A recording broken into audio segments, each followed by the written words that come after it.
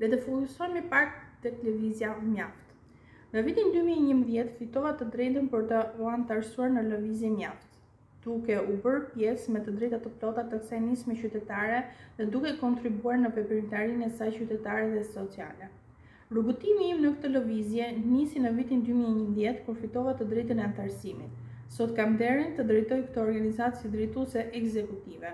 Kam qenë e angazhuar në mënyrë të vazhdueshme në veprimtarinë e saj, duke arritur sot të mbaj pozicionin e drejtueses ekzekutive.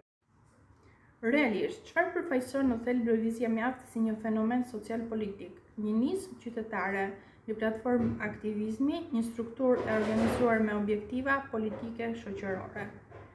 Në një perspektivë shumë dimensionale, si mund të konceptohet dhe të interpretohet misioni thelbësor i lëvizjes mjaft në kontekstin e zhvillimeve sociale, politike, shoqërore shqiptare? Në thelb, misioni i mjaft është të fuqizojë qytetarët dhe qytetarin shqiptar për të thënë mjaft ndaj padrejtësive dhe apatisë dhe të kontribuojë në ndërtimin e një shteti transparent, llogaridhënës dhe demokratik.